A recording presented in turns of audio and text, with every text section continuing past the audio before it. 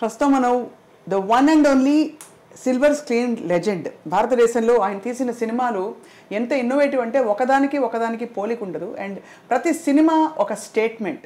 నిజానికి అంతర్జాతీయ స్థాయిలో హాలీవుడ్ అని చెప్పి కొనియాడే చిత్రాలని ఇక్కడ భారతదేశంలో ఆయన అవలీలగా అలవోకగా తీసేశారు, మెప్పించారు. ఇంకా he continues to be one of the most celebrated film makers of India, the one and only Singeetam Srinivasarao గారు.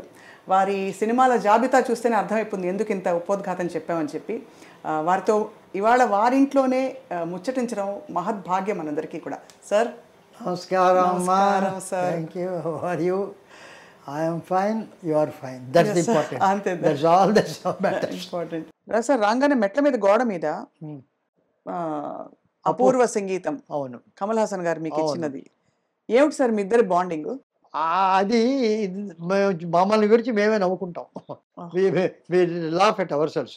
ఒక మంచి బాండింగ్ ఉండింది. ఏదో అప్పుడెప్పుడో పిలిచాము టికెట్ పడితేప్పుడు ఆయన, తర్వాత మంచి పిక్చర్ చేయడం, అక్కడి నుంచి వరుసగా ఒకటితో స్టార్ట్ చేసి వరుసగా వచ్చాము. ఈ మధ్య ఆయనకి ఏమిటంటే, నేను ఎక్కువగా నేను ఇవ్వడం లేదనేది ఒక కంప్లైంట్. అందరూ చేస్తే వస్తుంటారు కదా. I'm the one person who doesn't appear. ఇప్పుడు మీరు చెప్తున్నారు కనుక వెయిట్ అపియర్. అవును అవును. లేకపోతే వెరీ రేర్లీ ఎక్కడ కనిపించరు. కూడదని కాదు, అదేమిటో దానికి డ్రైవ్ లేదు. సో అతనేం చేశాడంటే, నన్ను రమ్మండి చేద్దామంటే, నేను ఆ సుముఖత ఏదో బర్త్డే పిలుస్తారు, అంత 8 గంటల 9 గంటలకి నేను వస్తాను, వెళ్ళిపోతాను. ఇటువంటివి కొన్ని అన్నిటికీ వెళ్ళదు అది గారు. సో ఆయన ఒక సెలబ్రేట్ చేశాడు 4 నా సినిమాలు. అమావాస్య చంద్రుడు ఒకటి, రాజపార్వేది, పుష్పక విమానం, తర్వాత అపూర్వ సోదరు, విచిత్ర సోదరులు, బొంబాయి ఎక్స్ప్రెస్.